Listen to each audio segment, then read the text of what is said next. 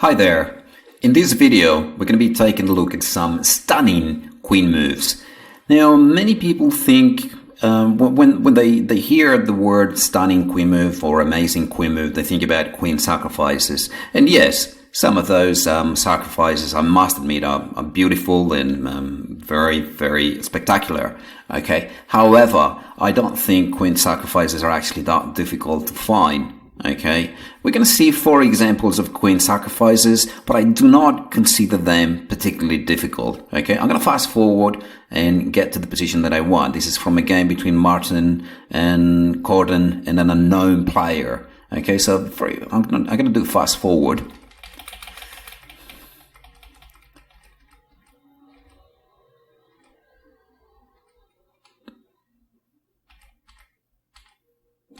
And okay, we get to this position where, white's got everything really. Those 2 rooks, the black king still in the center. So a queen move like queen to d7, beautiful as it is, it's not particularly difficult. Okay, it's a nice combination, I must admit. This double discovered check, knight check in there, the rook comes down, and then the rook delivers checkmate.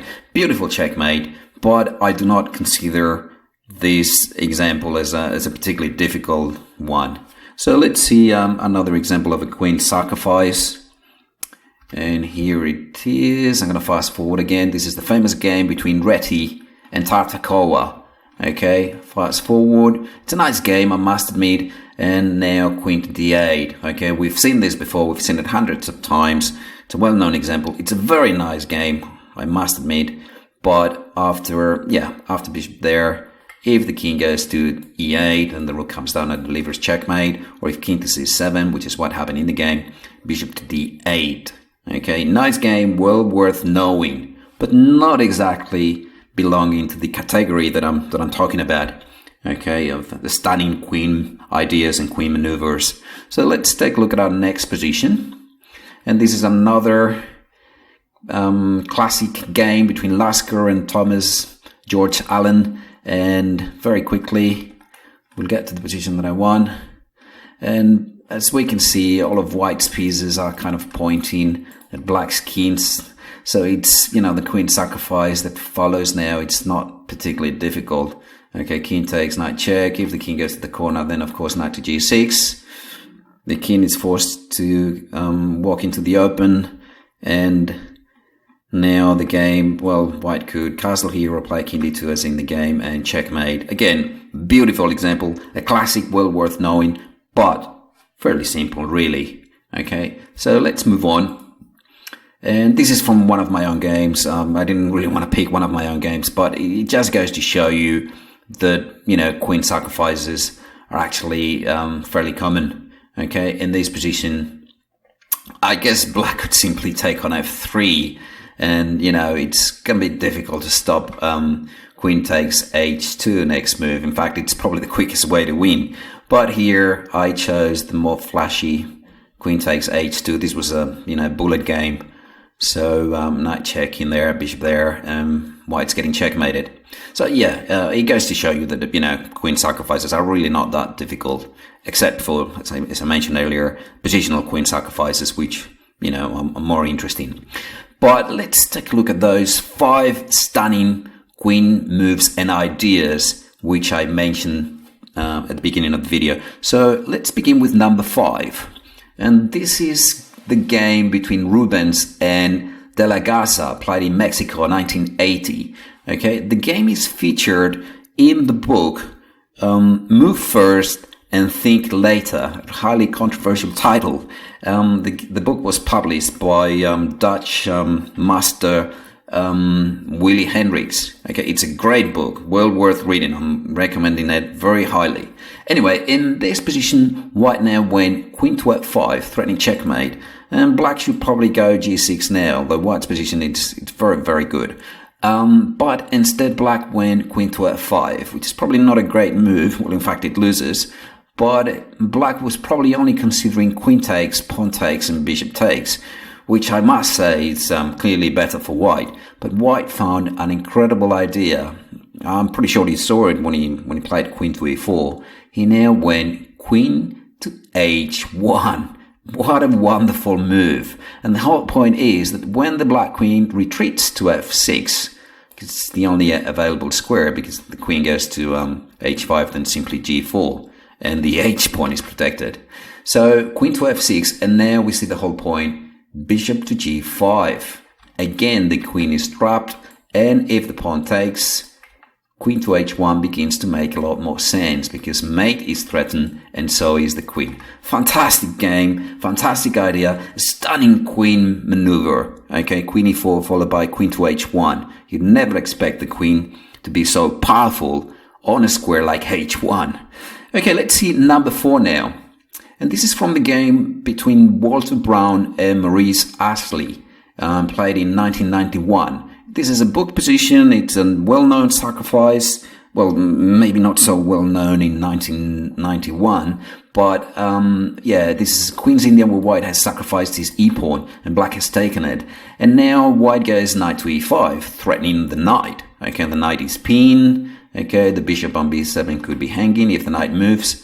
And now black has knight to c3. And the queen on d1 is under attack, and so is the bishop on g2. So at first sight, black is doing very well here. You know, if pawn takes knight, bishop takes bishop, the rook moves to g1, the bishop retreats. You know, black's a pawn up, and he's got the two bishops. What more could he wish for?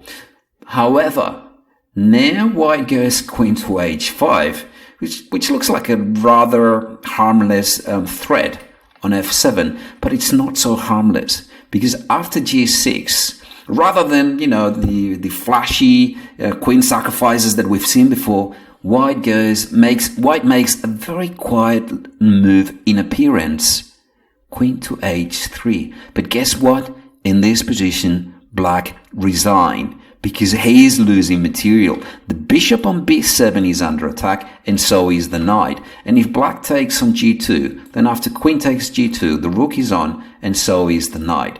It goes to show you that sometimes a quiet move like queen to h3 is incredibly powerful. Okay, and that's a beautiful idea. Okay, stunning queen maneuver. Let's see stunning queen moves number 3. And this is from one of my own games. I didn't want to pick one of my own games, but I must say that this idea is very unusual and I've never seen anything similar to it. You know, it's quite different. Okay, in this position I was black and I was playing against Grandmaster Ubilava. Okay, the game was played in 1990, a long time ago. Anyway, in this position I now went knight to e4 because I noticed that I've got a very interesting queen pseudo sacrifice. Now white takes on e7, black takes back, and then white's got this combination. Knight takes e7, threatening the rook. The queen on e7 and the rook on a3. So white seems to be doing very well. However, I'd seen that I've got this sacrifice, queen takes c5.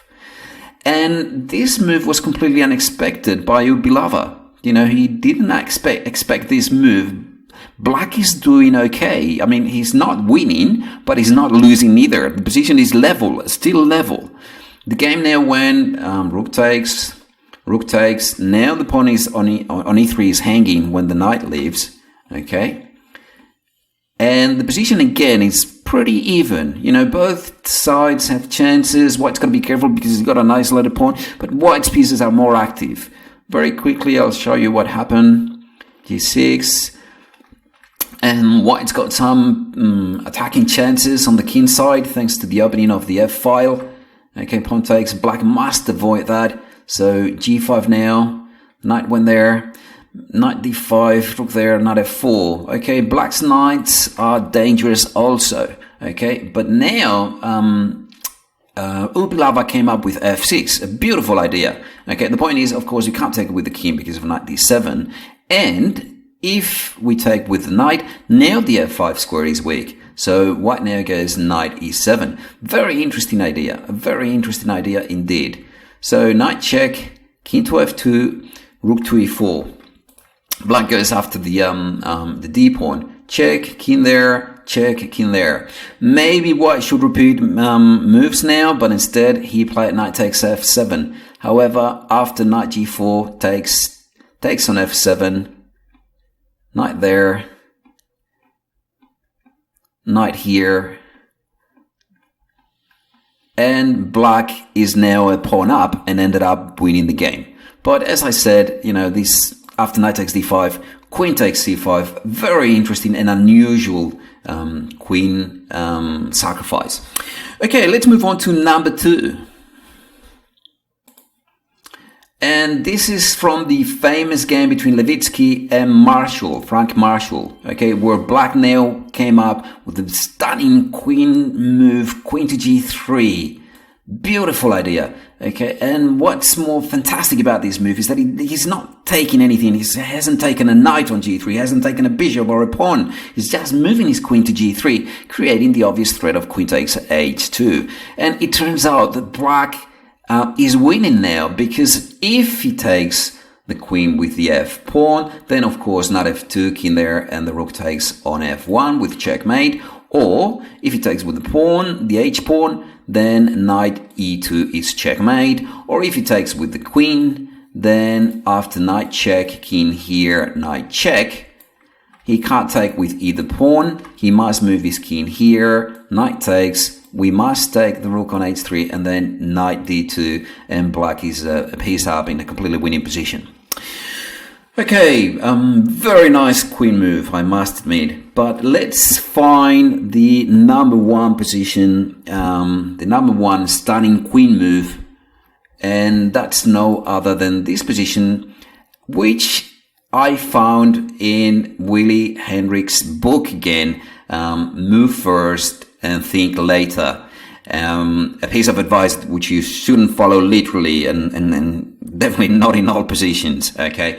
Anyway, in this position, white seems to be winning a piece after g5, because, it's a pawn fork, and the knight is under attack, so is the queen. And, you try to find some good square for the queen, but all of them lose a piece, except the black now can move his queen to one of those 2 squares like this, queen to e7. And when we take the knight, suddenly black has queen to e4, which is absolutely outstanding. Stunning queen move. If the whole point is that if we take with the bishop now, then the pawn takes back, the queen is on, and we have a discovered check as well.